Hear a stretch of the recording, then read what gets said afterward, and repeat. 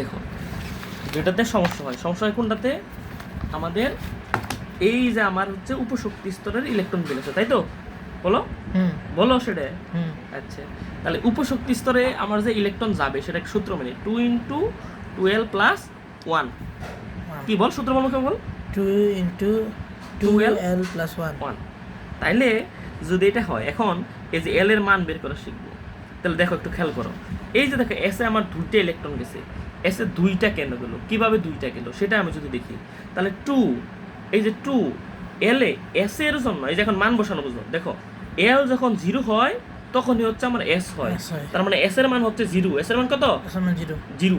তাহলে এই যে এল, এই যে ইন্টু আছে, গুণ আছে এখানে, এই যে 0 বসাই দিছি, +1।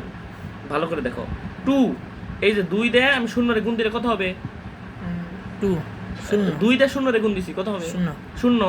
তাহলে এখানে তো ইনটু ব্র্যাকেট আছেই, তাহলে 0 হবে, 0 + 1। তাহলে আবার দেখো 2, তাহলে 0 + 1 কত? 1। তাহলে 2 এর সাথে 1 কি অবস্থা আছে? গুণ অবস্থা আছে, তাহলে কি হয়? 2 হয়। তাহলে এই যে দেখো এস এ কয়টা ইলেকট্রন যাবে? 2টা ইলেকট্রন যাবে। কেন? ওই যে সূত্র অনুযায়ী আমার 2টা ইলেকট্রন গেছে। বুঝতে পারছো? আবার দেখো পরেরটাই যদি যাই, পি তে আমার ইলেকট্রন গেছে 6টি। পিতে কয়টি ইলেকট্রন গেছে?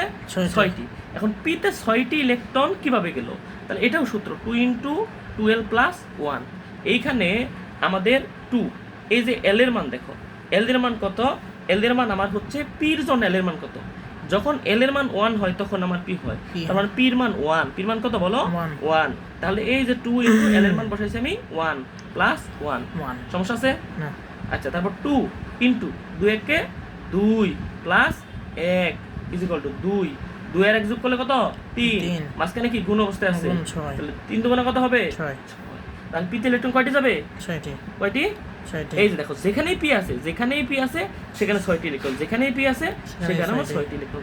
এটা আমার কি সর্বোচ্চ ইলেকট্রন যাবে 6টি। সর্বোচ্চ কয়টি?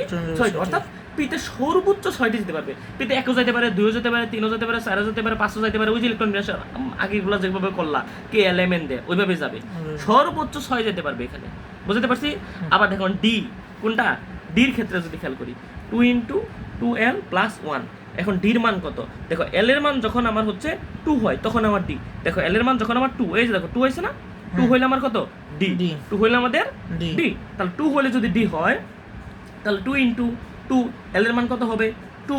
ডির জন্য আমি এখন ডির জন্য বের করতেছি না, ডি এর জন্য বা ডি অরবিটালের জন্য। তাহলে 2 × 2l + 1। তাহলে এখন কত হবে? 2।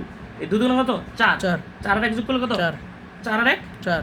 4 যোগ আছে এখানে, হ্যাঁ 5। তাহলে এই মাঝখানে ইনটু আছে, ইনটু 5, তাহলে কত হবে? 10।